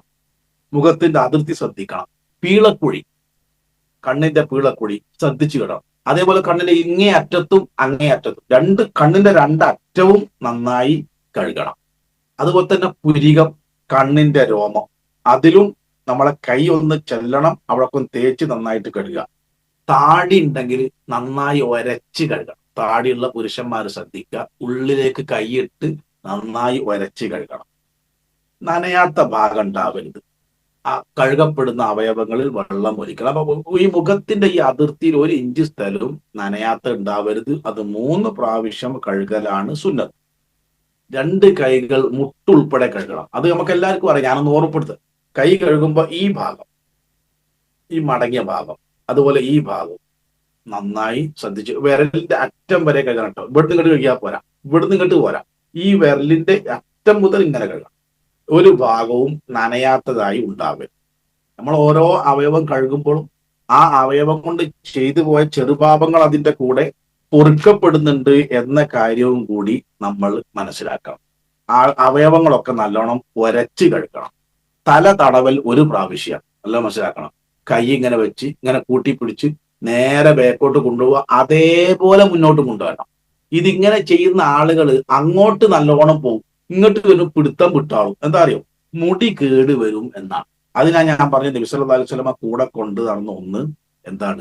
ചീർപ്പാണ്. ചീർപ്പ് ഒരു മനുഷ്യരിൽ എപ്പോഴും വേണം. അപ്പൊ മുടി കേട് വന്നാൽ മുടി കേടുന്നത് ചീർപ്പ് കൊണ്ട് നന്നാക്കുക എന്നല്ലാതെ അതിനുവേണ്ടി ഈ തല തടവുക എന്ന ഫർള് കൃത്രിമം കാണിക്കരുത്. അപ്പൊ വളരെ കൃത്യമായിട്ട് ഒറ്റ പ്രാവശ്യം നബി സല്ലല്ലാഹു അലൈഹി വസല്ലം 1 പ്രാവശ്യം തല തടവിയിട്ടുണ്ട്. ഇമാം അഹ്മദ് റിപ്പോർട്ട് ചെയ്ത ഹദീസ് കാണാം, മസ്ഹത്തം വാഹിദ, 1 പ്രാവശ്യം. പിന്നെ എങ്ങനെ ഈ 3 പ്രാവശ്യം ഉണ്ടായത്? ശാഫിഈ മദ്ഹബിൽ അങ്ങനെ ഒരു അഭിപ്രായമുണ്ട്. ആ അഭിപ്രായം എങ്ങനെ ഉണ്ടായത്? എല്ലാ അവയവവും 3 ആണല്ലോ, അപ്പൊ തല തടവിലും 3 ആയിക്കോട്ടെ ആവുക എന്നുള്ളൊരു ധാരണയിൽ അങ്ങനെ വന്നല്ലാതെ പ്രത്യേകിച്ച് ഹദീത്തിന്റെ പിൻബലം അതിനില്ല. ഹദീത്തിൽ പറഞ്ഞിട്ടുള്ളത് ഒറ്റ പ്രാവശ്യം അള്ളാഹുവിന്റെ റസൂല് ആ തല തടവുന്നതിന് കൂടെ തന്നെയാണ് ചെവിയും തടവ്. അതിന് വേറെ വെള്ളം എടുക്കേണ്ടതില്ല, ഒറ്റ വെള്ളം എടുത്തിട്ട് കൈ ബാക്കോട്ട് കൊണ്ടുപോവുക, തിരിച്ചു കൊണ്ടുവരിക, എന്നിട്ട് പിന്നെ കൈ എടുത്തിട്ട് ചെവി തടവുക, അത്രേ ഉള്ളൂ. പിന്നെ പെരടി തടവുക എന്നത് നബി സല്ലല്ലാഹു അലൈഹി വസല്ലമ കാണിച്ചു തരാത്ത സുന്നത്തുകളാണ്, ചര്യകളാണ്. അത് അതൊക്കെ അത്തരം കാര്യങ്ങൾ ചെയ്യരുത്. അതേപോലെ തന്നെ 2 കാലും ഞെരിയാണി ഉൾപ്പെടെ കഴുകുക. നമുക്ക് എല്ലാവർക്കും വേണം. കാൽ വിരലുകൾക്കിടയിൽ കൈ വിരലുകൾ ഇട്ട് കഴുകണം. പൈപ്പ് ഇങ്ങനെ തുറന്നിട്ട് കാലിങ്ങനെ ഇങ്ങനെ റൗണ്ട് അടിച്ച് കാണിച്ചാൽ പോരാ. നമ്മുടെ കൈയിന്റെ വിരല് കാൽ വിരലുകൾക്കുള്ളിൽ ഇട്ടിട്ട് ഉള്ളിലെല്ലോട്ടും വെള്ളം എത്തിയെന്ന് ഉറപ്പാക്കണം. പള്ളിക്ക് ഒതുണ്ടാക്കി കയറി വന്ന ഒരു മനുഷ്യനെ നോക്കി പൊതുവായിട്ട് റസൂല പറഞ്ഞു, വൈലുല്ലിൽ അഴക്കാബി മിനന്നാർ, ചില മനുഷ്യന്മാരെ മടമ്പ് നരകത്തിലാണ് കേട്ടോ. ഈ കഴുകാത്ത മനുഷ്യനോട് മാത്രമല്ല ഇത് പറഞ്ഞത്, എല്ലാവർക്കും പാടാവാൻ വേണ്ടി ഒരാളെന്നെ നെരിയാണിന്റെ മടമ്പിന്റെ ഭാഗത്ത് ഒരു 2 രൂപ അല്ലെങ്കിൽ 10 രൂപന്റെ നാണയം ഉണ്ടല്ലോ, ആ വട്ടത്തിൽ കുറഞ്ഞ സ്ഥലം നനയാതെ കണ്ടപ്പോ അയാളെ വിളിച്ച് സ്വകാര്യം പറയല്ല റസൂലുള്ള ചെയ്തത്. എല്ലാവർക്കും പാടാവാൻ വേണ്ടി ഉറക്കാണ്ട് പറഞ്ഞു, വൈലുല്ലിൽ അഴക്കാബി മിനന്നാർ, ചില മനുഷ്യന്മാരുടെ മടമ്പ് നരകത്തിലാണ് ട്ടോ. അപ്പൊ എല്ലാവരും മടമ്പ് തപ്പി വെക്കുമ്പോ അയാൾക്ക് മനസ്സിലായി നനയാത്തതാണ്. എന്നിട്ട് അയാളോട് റസൂൽ പറഞ്ഞത് പോയിട്ട് അത് രണ്ടാമത് ഉണ്ടാക്കി വരാനാ, അല്ലാതെ അവിടെ നനച്ചു വരാനല്ല പറഞ്ഞു. അതിന്റെ കാരണം എന്താന്ന് ഞാൻ ശേഷം പറയും. അപ്പോ കാലിന്റെ മടമ്പിന്റെ ഭാഗം, തൊലി മടങ്ങി നിൽക്കുന്ന സ്ഥലത്തൊക്കെ നമ്മൾ എന്ത് ചെയ്യണം, ശ്രദ്ധിച്ച് കഴുകണം. വിരലിന്റെ അറ്റം കഴുകണം. നഖത്തിന്റെ ഉള്ളിൽ അഴുക്കുണ്ടെങ്കിൽ അത് നീക്കണം. അങ്ങനെ കൈ കഴുകുക. 2 കാലും ഞെരിയാണി ഉൾപ്പെടെ കഴുകുക. ഇതാണ് ശ്രദ്ധിക്കേണ്ടത്. ഇനി അതിലൊക്കെ എല്ലാ 3 തവണ ആവല് സുന്നത്താണ്. തുടർച്ചയായിട്ട് വേണം. എന്താണ്, കൈ കഴുകി കുറേ സമയം കഴിഞ്ഞ് ആ കൈന്റെ വെള്ളമൊക്കെ വറ്റി പിന്നെ പറ്റൂല. ഉടനെ തുടർച്ചയായിട്ട് ഇങ്ങനെ വേണം. ആ തെർത്തീബ് വേണം. ഖുർആൻ പറഞ്ഞ ആ തെർത്തീബ്, 1 കഴിഞ്ഞാൽ ഉടനെ മറ്റേത് ചെയ്യണം. അതാ നേരത്തെ പറഞ്ഞത്. അയാളെ മടപ്പിന്റെ ഭാഗത്ത് നനയാതെ വന്നപ്പോ കുറെ കഴിഞ്ഞല്ലോ, അപ്പൊ കാല് കൈ ശരിയായില്ല. അപ്പൊ എന്തായി, രണ്ടാമത് ഒന്നാക്കാം. അല്ലാതെ ആ കാലിന്റെ മടമ്പിന്റെ ഭാഗം മാത്രം കഴുകി വരാനല്ല അദ്ദേഹത്തോട് നബി സല്ലല്ലാഹു അലൈഹി വസല്ലം പറഞ്ഞത്. അത് പ്രത്യേകം ശ്രദ്ധിക്കണം. അപ്പോ ഇനി ഈ തല തടവുക എന്ന് പറഞ്ഞത് ഒറ്റ പ്രാവശ്യമാണ്. പിന്നെ അതേപോലെ തന്നെ ഈ തലപ്പാവുണ്ട് നിൽക്കുക. ആ തലപ്പാവ് ഒന്ന് അഴിച്ചു മാറ്റാൻ പറ്റാത്ത സ്ഥലത്താണെങ്കിൽ ഈ തല തടവുന്നതിന് പകരം തലപ്പാവിന്റെ മുകളിൽ തടയാലും മതി. നെറ്റി തടവുക, അതിന്റെ കൂട്ടത്തിൽ തലപ്പാവും തടവുക. അന്ന നബിയ സല്ലല്ലാഹു അലൈഹി വസല്ലമ തവല്ലഅ, റസൂൽ സല്ലല്ലാഹു അലൈഹി വസല്ലമ ഉദുണ്ടാക്കി. വ മസഹ ബിനാസിയതിഹി വഅലൽ അമാമത്തി വഅലാ ഹുഫൈഹി, അദ്ദേഹം പിന്നെ ഈ അദ്ദേഹത്തിന്റെ നെറ്റിയിലും തലപ്പാവിലും ഹുഫയുടെ മേളിലും, ഹുഫാന്ന കാലുറ, അതിന്മേൽ തടവുന്നത് ഞാൻ കണ്ടു. അപ്പൊ നെറ്റിയിൽ ഇങ്ങനെ തുടങ്ങിയിട്ട് തലപ്പാവിന്റെ മുകളിൽ കൂടെ റസൂൽ സല്ലല്ലാഹു അലൈഹി വസല്ലം തല തടവുന്നതിന് പകരം തലപ്പാവ് അഴിച്ചു വെക്കാൻ പറ്റാത്ത സാഹചര്യം വരുമ്പോ അതിന്റെ മുകളിലൂടെ തടവാൻ അല്ലാഹു റസൂല് നമുക്ക് പിന്നെ അനുവാദം നൽകിയിട്ടുണ്ട്. അതേപോലെ തന്നെ ഈ അവയവങ്ങളിൽ വെള്ളം ചേരുന്നതിനെ തടയുന്ന ചുണ്ണാമ്പ്, ക്യൂടെക്സ്, പെയിന്റ്, ഇനി വേറെ എന്തെങ്കിലും ഇപ്പൊ ഈ സൗന്ദര്യവർദ്ധക വസ്തുക്കളൊക്കെ ഈ വെള്ളം ചേരുന്നത് തടയുന്ന സംഗതി ആണെങ്കിൽ അത് നീക്കിയിട്ടാണ് വുളു ചെയ്യേണ്ടത്. നജസിൽ നിന്ന് ശുദ്ധിയാവണം. ഒരാൾ മൂത്രമൊഴിച്ചു, കഴുകിയിട്ടേ ഒന്നു എടുക്കാവും. ഒന്നു എടുക്കുന്നതിന് മുമ്പ് ആ വൃത്തികേടുകൾ എന്ത് ചെയ്യണം, കഴുകണം. അതേപോലെ തന്നെ ഒരാൾ ഉറങ്ങി എണീറ്റാൽ ഒന്നുണ്ടാക്കുന്ന പാത്രത്തിൽ കൈയിടുന്നതിന്റെ മുമ്പ് എന്ത് ചെയ്യണം, അത് 2 കൈയും കഴുകണം. നബി സല്ലല്ലാഹു അലൈഹി വസല്ലമ പറഞ്ഞതായി പ്രവാചകന്റെ ചര്യ, ഇദസ്തൈഖള അഹദുക്കും മിൻ നൗമിഹി, നിങ്ങളിൽ ഒരാൾ ഉറക്കുന്നെണീറ്റാൽ ഫൽയഗ്സിൽ യദൈഹി ഖബല അൻ യുദ്ഖലഹ ഫീ വുളൂഇഹി, വുളു ഉണ്ടാക്കുന്ന പാത്രത്തിൽ കൈയിടുന്നതിന് മുമ്പ് ആ കൈ പുറത്തേക്ക് എന്ത് ചെയ്യണം, 3 പ്രാവശ്യം കഴുകണം. കാരണം നിങ്ങളുടെ കൈ രാത്രി എവിടൊക്കെയാണ് പോയത് എന്ന് നിങ്ങൾക്കറിയില്ലല്ലോ. അപ്പൊ ഈ വുളുവിന്റെ 10 കൈയിടുക എന്ന് പറഞ്ഞാൽ ബക്കറ്റിൽ കൈയിട്ട് ഒന്നുണ്ടാക്കാം. ഇപ്പൊ ഒരു ബക്കറ്റ് വെള്ളമുണ്ട്, അതിൽ കൈയിട്ട് ഒന്നുണ്ടാക്കാം. പക്ഷെ ഒരു നിയമമുണ്ട്, ആ കയ്യിലെടുത്ത വെള്ളം പുറത്തേക്കാണ് ഒഴുക്കേണ്ടത്, ബക്കറ്റിലേക്കല്ല. മൂക്കിൽ വെള്ളം കയറ്റിച്ചിട്ട് അയക്ക് തുപ്പരുത്, പുറത്തേക്ക് തുപ്പണം. അപ്പൊ ഈ ബക്കറ്റിൽ ഒന്നുണ്ടാക്കുമ്പോ ബക്കറ്റിനെടുത്ത മുഖം കഴുകുന്ന വെള്ളം ബക്കറ്റ് പുറത്തേക്കാണ്. അത്രേ ഉള്ളൂ. നമുക്ക് ബക്കറ്റിൽ ഒന്നുണ്ടാക്കുന്നതിന് വിരോധമൊന്നുമില്ല. അതേപോലെ തന്നെ വെള്ളത്തിന്റെ കാര്യത്തിൽ ധൂർത്ത് പാടില്ല. സഅദ് റളിയല്ലാഹു അൻഹു 3-4 പ്രാവശ്യം മുഖം കഴുകുന്നത് കണ്ടപ്പോൾ റസൂൽ സല്ലല്ലാഹു അലൈഹി വസല്ലം പറഞ്ഞു, സഅദേ പാടില്ല, കാരണം നിനക്ക് 3 പ്രാവശ്യം കഴുകാനുള്ള അവകാശമേ ഉള്ളൂ, വെള്ളത്തിൽ ഇസ്രാവ് പാടില്ല. അപ്പോ നബി സല്ലല്ലാഹു അലൈഹി വസല്ലമയോട് സഅദ് പറഞ്ഞു, അഫിൽ മാഇ സറഫുൻ, വെള്ളത്തിലുണ്ടോ ധൂർത്ത് എന്ന് ചോദിച്ചു. ആ ഉണ്ട്, നീ ഒഴുകുന്ന പുഴയിൽ നിന്നാണ് ഒതുണ്ടാക്കണമെങ്കിലും നിനക്കെടുക്കാവുന്ന പരിധിയെ നീ എടുക്കാം. അതേപോലെ ഖിബലക്ക് നേരെ തിരിഞ്ഞ് ഒതുണ്ടാക്കാൻ പറ്റുമോ? ഇപ്പൊ പള്ളിയിലൊക്കെ ചിലപ്പോൾ ഒതുണ്ടാക്കാൻ സൗകര്യം ചെയ്ത് കൊടുത്ത് ഖിബലക്ക് നേരെ തിരിഞ്ഞിട്ട് ഒതുണ്ടാക്കാൻ പറ്റിയ സ്ഥലം ഉണ്ടെങ്കിൽ അതിനൊരു കൂലി നമുക്ക് കിട്ടും. പിന്നെ എവിടുന്നെങ്കിലും ഒരാൾ ഒതുണ്ടാക്കുമ്പോ ഔറത്ത്, ഇപ്പൊ തലയിലെ തട്ടൊന്ന് കഴിച്ചു വെച്ചു കേൾക്കേണ്ടി വന്നു, തലയെ തട്ടല്ലാതെ കുളിമുറി എന്നൊക്കെ പറഞ്ഞു ചോദിക്കും, ഒതുണ്ടാക്കുമ്പോൾ ഔറത്ത് മറക്കണോ? ഒതുവും ഔറത്തും തമ്മിൽ ബന്ധമൊന്നുമില്ല. നമ്മള് ഔറത്ത് എപ്പോഴും മറക്കണം. കുളിമുറിയിലാവുന്നതിന് മറച്ചോണമെന്നില്ല. ഒരാള് ഇപ്പൊ തോർത്ത് കൊണ്ട് കൊടുത്തിട്ട് നമുക്ക് എന്ത് ചെയ്യാം, സ്ത്രീകൾക്കൊക്കെ ഒതുണ്ടാക്കാം. പുറത്തിറങ്ങുമ്പോൾ ഒതുത്ത് മറച്ചാൽ മതി. ഒതു എടുക്കുമ്പോൾ പ്രത്യേകിച്ച് ഒരു ഔറത്ത് മറക്കുക എന്ന നിയമമല്ല. അതേപോലെ തന്നെ ഈ ബാത്റൂം അല്ലാത്ത സൗകര്യം ഇല്ല നിങ്ങൾക്ക്, ബാത്റൂം നമുക്ക് ഒതുണ്ടാക്കിയിട്ട് വരുന്നതിന് വിരോധമല്ല. വെള്ളം തെറിക്കുന്ന സ്ഥലമാവരുത്. പൈപ്പ് തുറന്നിട്ട് ഇങ്ങനെ മേത്തേക്ക് വെള്ളം തെറിക്കുന്ന സ്ഥലത്തുനിന്നാവരുത് ഒതു എടുക്കുന്നത്. അതേപോലെ തന്നെ ഒതു ചെയ്തതിന് ശേഷം വെള്ളം തുടക്കാൻ പറ്റുമല്ലേ? തുടക്കാൻ വിരോധമൊന്നുമില്ല. ആയിഷ റളിയല്ലാഹു അൻഹ നബി സല്ലല്ലാഹു അലൈഹി വസല്ലമക്ക് ഒതു ചെയ്തിട്ട് തുടക്കാൻ മുണ്ട് കൊണ്ടുകൊടുത്തത് സ്വഹീഹായ ഹദീസിൽ റിപ്പോർട്ട് ചെയ്യപ്പെട്ടിട്ടുണ്ട്. ഇനി ഒരാൾ ഒതു ചെയ്ത് ഉറപ്പാണ്, അത് പിന്നെ പോയിണോന്നൊരു സംശയമുള്ളൂ. ഉറപ്പാ ഒതു എടുത്തിരുന്നു, പോകുമ്പോൾ ഒതു ഉണ്ടാക്കി, ഇപ്പൊ ഒതു ഉണ്ടോന്നൊരു സംശയം, എങ്കിൽ അയാൾ ഒതു ഉണ്ടാക്കേണ്ടതില്ല. എടുത്തെന്ന് ഉറപ്പാണല്ലോ, പോയത് സംശയം. അപ്പൊ അത് സംശയം വിടുക. എടുത്തെന്ന് ഉറപ്പായില്ലേ, ആ ഒതു അയാൾക്ക് ഒതു എടുക്കാതെ എന്ത് ചെയ്യാം? നമസ്കരിക്കാം. ഒതു ഒരു യാത്ര പോവുകയാണ്, വീട്ടിൽ നിന്ന് ഇറങ്ങുമ്പോൾ ഒതു ഉണ്ടാക്കി ഇറങ്ങിയത്. അപ്പോ നിസ്കാരത്തിന്റെ സമയമൊന്നും അല്ല. കുറെ ആട് കഴിഞ്ഞ് ബാങ്ക് കൊടുത്തപ്പോ ഒതു ഉണ്ടാക്കിയിരുന്നു, പോയിണോന്നറിയില്ല. അപ്പൊ അയാൾക്ക് ഒതു ഉണ്ട് എന്ന് മനസ്സിലായില്ല. എന്നാൽ ഒതു പോയി ഉറപ്പാ, ഉണ്ടാക്കിയോന്നൊരു സംശയം, അത് സ്വീകരിക്കാൻ പറ്റൂല. അയാൾ ഒതു എടുത്തിട്ട് നമസ്കരിക്കാം. ഇതാണ് ഒതുവുമായി ബന്ധപ്പെട്ട് ശ്രദ്ധിക്കേണ്ട വളരെ പ്രധാനപ്പെട്ട സംഗതി. അതേപോലെ തന്നെ അതിന് ശേഷമുള്ള ദുആ നമുക്കറിയാം. ഒതു എടുത്ത് അതിന്റെ ശേഷമുള്ള പ്രാർത്ഥന പ്രാർത്ഥിക്കുന്നതോടുകൂടി ഞാൻ നേരത്തെ സൂചിപ്പിച്ചതുപോലെ 8 സ്വർഗത്തിന്റെ വാതിലുകളും ഒരു മനുഷ്യന്റെ മുമ്പിൽ തുറക്കപ്പെടും എന്ന് മനസ്സിലാക്കുക. ആ പ്രാർത്ഥന ഒരിക്കലും മറന്നുപോലും നിങ്ങൾക്ക് എല്ലാവർക്കും അറിയാവുന്നത് കൊണ്ട് ഞാൻ അവിടെ പറയുന്നില്ല. ഇനി ഒതു മുറിയുന്ന കാര്യങ്ങൾ എന്തൊക്കെയാണ്? ഖുർആൻ തന്നെ പറഞ്ഞു, ഔ ജാ അഹദു മിനൽ ഗായിദ്, മലമൂത്ര വിസർജനം നടത്തുക. അപ്പൊ മൂത്രോ കാഷ്ടോ എത്ര കുറച്ചാണെങ്കിലും, ഒരു തുള്ളി മൂത്രേ വന്നുള്ളൂ, എന്നാലും ഒതു മുറിയും. വളരെ കുറച്ച് പിന്നെ മലയെ പുറത്ത് വന്നുള്ളൂ, കൊടുക്കാറില്ല. എത്ര കുറച്ചാണെങ്കിലും ഒതു മുറിയും എന്ന് മനസ്സിലാക്കുക. മനിയ് അഥവാ ബീജം പുറത്തേക്ക് വന്നാൽ കുളി നിർബന്ധമാണ്. അതിന് ഒതു മതിയാവൂല. ഒതു ഉണ്ടെങ്കിൽ ഒതു പോവും, അത് കുളിക്കും വേണം. അതേപോലെ തന്നെ ഇസ്തിഹാദത്തിന്റെ രക്തം എന്ന് പറഞ്ഞാൽ ഹൈദ്, ആർത്തവമല്ലാത്ത ചില ആളുകൾക്ക് ആർത്തവത്തിന്റെ ഡേറ്റ് കഴിഞ്ഞാൽ രക്തം നിൽക്കില്ല. അപ്പൊ ആ രക്തത്തിന് ഇസ്തിഹാദത്ത് രോഗം, അതൊരു രോഗമാണ്. ആ രക്തം പുറത്തേക്ക് വന്നാൽ ഒതു നഷ്ടപ്പെടും. അപ്പൊ പിന്നെ എന്ത് ചെയ്യണം? പിന്നെ നമസ്കരിക്കണമെങ്കിൽ ഓരോ നമസ്കാരത്തിനും ഒതു ഉണ്ടാക്കണം. ഓരോ നമസ്കാരത്തിനും ഇപ്പൊ ദുഹറിന് ഒതു ഉണ്ടാക്കി നിസ്കരിച്ചു, അസറിന് വേറെ ഒതു ഉണ്ടാക്കണം. ഈ രക്തം ഇങ്ങനെ വന്നുകൊണ്ടിരിക്കുന്ന ആളുകൾ ഓരോ നമസ്കാരത്തിനും എന്ത് ചെയ്യണം? ഒതു എടുക്കണമെന്ന് നബി സല്ലല്ലാഹു അലൈഹി വസല്ലമ പറഞ്ഞതായി കാണാം. അതുപോലെ കീഴ്വായി പോവുക, അങ്ങനെ സംശയം ഉണ്ടെങ്കിൽ എന്താ ചെയ്യേണ്ടതറിയോ? ഒന്നുകിൽ ശബ്ദം കേൾക്കണം, അല്ലെ വാസന വരണം. ഒരു തോന്നൽ മാത്രമേ ഉള്ളൂ, അയാൾ വേറെ ഒതു ഉണ്ടാക്കേണ്ടതില്ല. അയാൾക്ക് നിലവിലുള്ള ഒതു തുടരാവുന്നതാണ്. അതേപോലെ തന്നെ ലൈംഗികമായ ആഗ്രഹങ്ങളോ അങ്ങനെ ചിന്തകളോ ഉണ്ടാവുമ്പം പുറത്തേക്ക് വരുന്നതാണ് മദി എന്ന് പറഞ്ഞു. അലി അള്ളാഹു എന്ന് പറഞ്ഞിട്ട്, ഞാൻ അധികവും മദിയുള്ള ആളായിരുന്നു.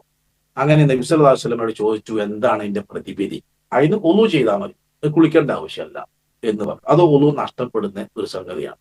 അങ്ങനെ വന്നാൽ രണ്ടാമത് ഒതു എടുക്കണം. അതേപോലെ തന്നെ ഉറക്കം എന്ന് പറഞ്ഞാൽ ഒന്നിങ്ങനെ കണ്ണു മാളിപ്പോയാൽ ഒതു പോകില്ല. ഗാഠമായ ഉറക്കാവും. ഇപ്പോ ഇശ നമസ്കാരം നബി സല്ലല്ലാഹു അലൈഹി വസല്ലമ വളരെ താമസിച്ച് നമസ്കരിക്കാം. കാരണം പല ജോലിക്കും പോയ ആളുകളൊക്കെ പള്ളിയിൽ ഒരുമിച്ച് കൂടുന്നല്ലോ. അപ്പൊ ഹദീസിൽ കാണാം, കാത്തുനിന്ന് ഓരോരുത്തർ ഇങ്ങനെ തൂങ്ങി പോകും. എന്നാലും ഇക്കാമത്ത് കൊടുക്കുമ്പോൾ എന്ത് ചെയ്യും? ഒതു ഉണ്ടാക്കാതെ പോയി നിസ്കരിക്കും. ചില ആളുകളവിടെ കിടക്കും, ഇങ്ങനെ ചെരിഞ്ഞ് കിടക്കും. ചിലപ്പോ ആ ചെരിഞ്ഞ് കിടക്കുന്ന ആളുകൾ ഉറങ്ങിപ്പോവും. എന്നാലും എന്ത് ചെയ്യൂല? നിസ്കരിക്കുന്നതിന് മുമ്പ് ഒതു എടുക്കൂല. അപ്പൊ ഇരുന്നുറങ്ങിയാൽ മാത്രമല്ല, ഒന്ന് ചെരിഞ്ഞ് കിടന്നുറങ്ങിയാലും ചെറിയ ഉറക്കമൊക്കെ ആണെങ്കിൽ ഒതു പോകില്ല. എന്നാൽ ഗാഠമായ ഉറക്കമാണെങ്കിലോ ഒതു പോകും. അത് നമ്മളെല്ലാവരും മനസ്സിലാക്കേണ്ടതുണ്ട്. പിന്നെ ഒന്ന് ഗുഹ്യസ്ഥാനം സ്പർശിക്കുക. അത് 2 അഭിപ്രായം. ഒന്ന്, എങ്ങനെ തൊട്ടാലും ഒതു മുറിയും എന്ന് പറയുന്ന ആളുകളും. എന്നാൽ വികാരത്തോടു കൂടി തൊട്ടാലേ മുറിയൂ, അതൊരു ശരീരത്തിലെ അവയവം മാത്രമാണ് എന്ന് നബി സല്ലല്ലാഹു അലൈഹി വസല്ലമ പലപ്പോഴും പറഞ്ഞതായി ഒരുപാട് റിപ്പോർട്ടുകൾ നമുക്ക് കാണാം. ഉദാഹരണമായിട്ട് ഹുദൈഫ റളിയല്ലാഹു അൻഹു, ഇബ്നു അബ്ബാസ് റളിയല്ലാഹു അൻഹു, റഈസുൽ മുഫസ്സിരീന, ഖുർആൻ വ്യാഖ്യാതാക്കളുടെ നേതാവ് എന്ന് നബി സല്ലല്ലാഹു അലൈഹി വസല്ലമയും സഹാബികളൊക്കെ പറഞ്ഞ ആളാണ് ഇബ്നു അബ്ബാസ് റളിയല്ലാഹു അൻഹു. അലി റളിയല്ലാഹു അൻഹു, അബ്ദുല്ലാഹി ഇബ്നു മസ്ഊദ് റളിയല്ലാഹു അൻഹു, ഇങ്ങനെയുള്ള സ്വഹാബികളൊക്കെ എന്താണ്, മനുഷ്യന്റെ ലൈംഗിക അവയവം സ്പർശിച്ചാൽ ഉളു മുറിയില്ല എന്ന അഭിപ്രായക്കാരാണ്. അതിനവർ പറയുന്ന ന്യായം, നബി സല്ലല്ലാഹു അലൈഹി വസല്ലമയോട് ഒരു സ്വഹാബി ചോദിച്ചു, ഞാൻ എന്റെ ലൈംഗിക അവയവം തൊട്ടാൽ ഉളു മുറിയുമോ? അപ്പൊ നബി സല്ലല്ലാഹു അലൈഹി വസല്ലം പറഞ്ഞു, അത് നിന്റെ ശരീരത്തിലൊരു അവയവമാണ്, കണ്ണും മൂക്കും പോലെ, അത്രേ പറഞ്ഞു. വികാരത്തോടു കൂടിയാണെങ്കിലോ മുറിയും, അത് സംശയമല്ല. പിന്നെ സ്ത്രീയെ സ്പർശിച്ചാൽ, സ്ത്രീയെ സ്പർശിച്ചാൽ എന്നതിന് ഖുർആൻ പറഞ്ഞ വാക്ക് ഞാൻ നേരത്തെ ഓതിയ ആയത്തില് ഔ ലാമസ്തുമുൻ നിസാ, ലാമസ നമ്മൾ വെറുതെ ഇങ്ങനെ തൊട്ടു എന്നല്ല, വികാരത്തോടു കൂടി തൊട്ട് ശാരീരിക ബന്ധത്തിൽ ഏർപ്പെട്ടു എന്നാണ് ഇത്. അല്ലാതെ ഒരു സ്ത്രീയെ നമ്മൾ അറിയാതെ തൊട്ടു പോയാൽ ഒന്നും മുറിയൂല. ഈ മുറിയും എന്ന് പറഞ്ഞ ആളുകളുടെ അഭിപ്രായങ്ങൾ വളരെ രസകരമാണ്. ഭാര്യനെ തൊട്ടാ മുറിയും, ഭാര്യന്റെ അമ്മനെ തൊട്ടാ മുറിയൂല. ഭാര്യന്റെ അമ്മയും പെണ്ണ് തന്നെയാണ്, ആ ഭാര്യന്റെ അമ്മ ഒരു പെണ്ണാണല്ലോ. അതുപോലെ പല്ല് തൊട്ടാ മുറിയൂല, നഖം തൊട്ടാ മുറിയൂല, മുറി തൊട്ടാ മുറിയൂല. ശരീരത്തിലെ തൊലികൾ തമ്മിൽ സ്പർശിച്ചാലേ മുറിയും. ലാമസ എന്ന വാക്കിന് ഖുർആൻ വ്യാഖ്യാതാക്കൾ കൊടുത്ത അർത്ഥം ശാരീരിക ബന്ധത്തിൽ ഏർപ്പെടുക എന്നുള്ളതാണ്. അങ്ങനെ ഉണ്ടെങ്കിൽ എന്ത് ചെയ്യുള്ളൂ, ഒന്നും മുറിയുള്ളൂ. അല്ലാതെ വെറുതെ ഒരു തൊട്ടത് കൊണ്ട് മാത്രം ഒന്നും മുറിയില്ല. അതുപോലെ തന്നെ ഒട്ടകത്തിൻ മാംസം ഭക്ഷിച്ചാൽ ഒന്നു ചെയ്യൽ ശ്രേഷ്ഠമാണ്. ഒട്ടകത്തിന്റെ ആടിന്റെ മാംസം കഴിച്ച ഒരാൾ ചോദിച്ചു, റസൂലെ ഞാൻ ഒതുണ്ടാക്കണമെന്ന് വെച്ചു. ആൻകിഷ്ടന്റെ ഒതുണ്ടാക്കിയ മതി. ഒട്ടകത്തിന്റെ ഭക്ഷണം കഴിച്ചാൽ, ഒട്ടകത്തിന്റെ ഭക്ഷണം കഴിച്ചാൽ ഒതുണ്ടാക്കൽ ഏറ്റവും ശ്രേഷ്ഠമാണ്, ഒതുണ്ടാക്കണം എന്ന് നബി സല്ലല്ലാഹു അലൈഹി വസല്ലം പറഞ്ഞു. അതുപോലെ തന്നെ ദുആ ചെയ്യാൻ, അതുപോലെ ഈ ഉളു സുന്നത്തായ കുറെ സന്ദർഭങ്ങളുണ്ട്. ഒന്ന് ദിക്ർ ദുആ ചെല്ലാൻ, ദിക്റും ദുആയും ഒക്കെ ചെല്ലുമ്പോൾ ഒതുണ്ടാക്കി ചെല്ലുന്നത് വളരെ നല്ലതാണ്. നബി സല്ലല്ലാഹു അലൈഹി വസല്ലം ഒരിക്കലും ഒരു സ്വഹാബി തനിക്ക് വേണ്ടി പ്രാർത്ഥിക്കണം എന്ന് പറഞ്ഞിട്ട് ഒരാളെ പറഞ്ഞയച്ചു. നബി സല്ലല്ലാഹു അലൈഹി വസല്ലം അത് കേട്ട ഉടനെ ഒതുണ്ടാക്കി 2 കൈ ഉയർത്തി പ്രാർത്ഥിക്കും. അപ്പോൾ ദുആക്കും ഒതുണ്ടാക്കുന്നത് നല്ലതാണ്. അല്ലാതെ ദുആക്കാൻ ഒതുണ്ടാക്കണം നിർബന്ധം ഉണ്ടെന്നല്ല, ഒതു ശ്രേഷ്ഠമായ ചില സന്ദർഭങ്ങളാണ്. അതേപോലെ തന്നെ തീ കൊണ്ട് വേവിച്ച് തിന്നാൽ ഒതുണ്ടാക്കൽ സുന്നത്താണ്. അതേപോലെ തന്നെ ജനാപത്തുള്ള ഒരാൾ ഭക്ഷണം കഴിക്കാൻ ഉദ്ദേശിച്ചാൽ അയാൾ ഒതു ചെയ്യൽ സുന്നത്താണ്. അയാൾ വീണ്ടും ശാരീരിക ബന്ധത്തിൽ ഏർപ്പെടണമെന്ന് ആഗ്രഹിച്ചാലോ അപ്പോൾ ഒതുണ്ടാക്കുന്നത് നല്ലതാണ്. ഒരു പ്രാവശ്യം ഭാര്യയുമായി ബന്ധപ്പെട്ടു, വീണ്ടും അത് ആവർത്തിക്കണം എന്ന് ആഗ്രഹിക്കുന്ന ആളുകൾ ഒതു ചെയ്യൽ സുന്നത്തായി ആണ് എന്ന് നബി സല്ലല്ലാഹു അലൈഹി വസല്ലമ പറഞ്ഞതായി കാണാം. എന്നാൽ നബി സല്ലല്ലാഹു അലൈഹി വസല്ലമ ഒന്നിലധികം ഭാര്യമാരെടുത്ത് പോകും, ഒരു പ്രാവശ്യം മാത്രമേ കുളിക്കുള്ളൂ. ഓരോ ഭാര്യയുമായി ബന്ധപ്പെടുന്നതിന് ഓരോ കുളി വേണോ? വേണ്ട, എല്ലാം കൂടി ഒരു കുളി മതിയാവും. അത് നബി സല്ലല്ലാഹു അലൈഹി വസല്ലമ നമുക്ക് കാണിച്ചതാണ്. ഇനി ജനാപത്തുള്ള ആൾ ഉറങ്ങാൻ ഉദ്ദേശിച്ചാൽ, കുളിക്കാതെ ഉറങ്ങാൻ ഉദ്ദേശിച്ചാൽ അയാൾ ഒതുണ്ടാക്കൽ സുന്നത്താണ്. നബി സല്ലല്ലാഹു അലൈഹി വസല്ലമ അത് നമുക്ക് പറഞ്ഞു തന്നിട്ടുണ്ട്. അപ്പോ ഉറങ്ങുന്നതിന് മുമ്പ് റസൂൽ കുളിച്ചതായിട്ട് ഹദീസ് ഉണ്ട്. നബി സല്ലല്ലാഹു അലൈഹി വസല്ലം ഭാര്യമാരുമായി ബന്ധപ്പെട്ട് കുളിക്കാതെയും കുളിച്ചു ഉറങ്ങി. അപ്പോ പിന്നെ എന്താണെന്നായി മനസ്സിലാക്കേണ്ടത് 3 കാര്യമാണ്. ഒന്ന്, വുളു, കുളി രണ്ടും ഇല്ലാതെ ഉറങ്ങുക എന്നത് വെറുക്കപ്പെട്ടത്. ഏതെങ്കിലും ഒന്ന് വേണം. കുളിക്കാൻ പറ്റില്ലെങ്കിൽ വുളു എങ്കിലും എടുക്കാം. ഇനി വൃത്തിയാക്കുകയും വുളു എടുക്കുകയും ചെയ്താലോ അത് ഉത്തമം. അതേപോലെ തന്നെ വുളു എടുക്കുകയും കുളിക്കുകയും ചെയ്താലോ പരിപൂർണമായി, അതാണ് ഏറ്റവും പൂർണ്ണം. എന്നാൽ കുളിക്കാതെ ഉറങ്ങാൻ ഉദ്ദേശിക്കുകയാണെങ്കിൽ അയാൾ എന്ത് ചെയ്താൽ മതി, അയാള് പിന്നെ വുളു ചെയ്താൽ. അങ്ങനെ വുളു സുന്നത്തുള്ള ധാരാളം ഖുർആൻ ഓതുമ്പോൾ വുളു വേണമെന്ന് നിർബന്ധമല്ല, പക്ഷെ വുളു ഉണ്ടാകുന്നത് നല്ലതാണ്. വുളു ഏത് സംഗതിക്കും വുളു ഉണ്ടാകുന്നത് നല്ലതാണ്. ഇമാം ഷാഫി റഹിമഹുല്ലാഹ് അദ്ദേഹത്തിന്റെ ഉമ്മ അദ്ദേഹത്തിന് മുല കൊടുക്കുമ്പോൾ വുളു എടുത്ത് കൊടുത്തിരുന്നു എന്ന് ചില ചരിത്രത്തിൽ വായിച്ചിരുന്നത്. എത്ര ശരിയാണെന്നറിയില്ല. അപ്പോ നമ്മൾ വുളു ചെയ്യൽ സുന്നത്തുള്ള കാര്യങ്ങളാണ് ഈ പറഞ്ഞത്. അപ്പോ വുളുവിനെ പറ്റിയാ സംസാരിച്ചത്. വുളുവിന്റെ ഓരോ അവയവവും കഴുകുമ്പോഴും തുടക്കുമ്പോഴും തടവുമ്പോഴൊക്കെ അതിന്റെ എല്ലാ നിയമങ്ങളും പാലിച്ച് ചെയ്താലേ നമ്മളെ നമസ്കാരത്തിന്റെ താക്കോലാണ്. നമസ്കാരത്തിന്റെ താക്കോലാണ്. രാത്രി കിടക്കുമ്പോൾ ഒന്നുവെടുത്ത് ഒരാൾ കിടക്കുകയാണെങ്കിൽ മലക്കൾ അവന് വേണ്ടി പ്രാർത്ഥിക്കും, അല്ലാഹുമ്മ ഗഫുർ ലി ഫുലാൻ ഫഇന്നഹു ബാത ത്വാഹിറ. പടച്ചോനെ, ഈ അടിമക്ക് നീ പുറത്തു കൊടുക്കണേ റബ്ബേ, അദ്ദേഹം ശുദ്ധി ചെയ്തിട്ടാണ് പിന്നെ ഉളു ചെയ്തിട്ടാണ് കിടന്നത് എന്ന് നേരം വെളുക്കുന്നത് വരെ മലക്കളെ പ്രാർത്ഥന കിട്ടും. മലക്കളെ പ്രാർത്ഥന എന്തിനാണ് അള്ളാഹിന്റെ റസൂൽ വെച്ചതെന്ന് അറിയാം. എന്തിനാ അള്ളാഹ് അങ്ങനെ ഓപ്ഷൻ വെച്ചത്? നമ്മൾക്കത് നൽകണം എന്ന അള്ളാഹ്ക്ക് ആഗ്രഹം ഉണ്ടാവും. നമ്മുടെ കർമ്മം കൊണ്ട് മാത്രം അത് കിട്ടാനുള്ള യോഗ്യത നമുക്ക് ഉണ്ടാവില്ല. അപ്പൊ അതിന് നമ്മെ അർഹമാക്കാനാണ് പല കാര്യങ്ങളിലും ചെയ്താൽ നമുക്ക് മലക്കളെ ദുആ അള്ളാഹ് നമുക്ക് വെച്ച് തന്നതിനാ. ഞാൻ നിങ്ങളറിയാതെ നിങ്ങൾക്ക് വേണ്ടി പ്രാർത്ഥിച്ചു നിൽക്കുക. പടച്ചോനെ ഇന്നാക്ക്, അയാൾ കേൾക്കണേല്ല, അയാൾക്ക് നീ ഹൈറ് കൊടുക്കണേ, അല്ലെ രോഗം മാറണേ, അയാളെ പ്രയാസം നീക്കണേ എന്ന് ഞാൻ ഒരാൾക്ക് വേണ്ടി പ്രാർത്ഥിച്ചാൽ എന്റെ അടുക്കൽ ഒരു മലക്കിനെ അള്ളാഹ് ഏർപ്പാടാക്കുകയാണ്. എന്തിന്? എനിക്ക് വേണ്ടി പ്രാർത്ഥിക്കും. എന്താ മലക്ക് പ്രാർത്ഥിക്കല്? നീ എന്ത് ഹൈറാണോ അയാൾക്ക് കിട്ടണം എന്ന് പ്രാർത്ഥിച്ചത്, ആ ഹൈറ് നിനക്കും കിട്ടട്ടെ എന്നാ. അള്ളാന്റെ പൊരുത്ത് ഉദ്ദേശിച്ച് ഒരു അയൽവാസിയെ, അല്ല ഒരു കുടുംബക്കാരനെ, ഒരു രോഗിയെ, ഒരു കൂട്ടുകാരനെ നമ്മൾ തിരിച്ചെത്തുന്നത് വരെ 70,000 മലക്കൾ നമുക്ക് വേണ്ടി പ്രാർത്ഥിക്കുക. ജമാഅത്ത് നിസ്കാരത്തിൽ പങ്കെടുത്ത് ഇമാമിന്റെ ആമീനും നമ്മളെ ആമീനും മലക്കളെ ആമീനും യോജിച്ചു വന്നാൽ എല്ലാ പാപവും അള്ളാഹ് പൊറുക്കുകയാണ്. ഇങ്ങനെ മലക്കളെ മുമ്പിലെ സഫിൽ നിൽക്കുന്നവർക്ക് വേണ്ടി മലക്കൾ പ്രാർത്ഥിക്കും. ഇമാമിന്റെ വലതു ഭാഗത്ത് നിൽക്കുന്നവർക്ക് വേണ്ടി മലക്കൾ പ്രാർത്ഥിക്കും. സ്വപ്പ് ശരിയാക്കണമെന്ന് പറയുന്നവർക്ക് വേണ്ടി മലക്കൾ പ്രാർത്ഥിക്കും. ഇങ്ങനെ സഹോദരന്മാരെ, ഈ മലക്കളെ പ്രാർത്ഥന കിട്ടുന്ന കാര്യങ്ങളൊക്കെ നമ്മൾ അന്വേഷിക്കുകയും പഠിക്കുകയും ചെയ്യണം. ഇത്രയുമാണ് സൂചിപ്പിക്കാനുള്ളത്. ഇൻഷാ അല്ലാഹ് ബാക്കി അടുത്ത ആഴ്ച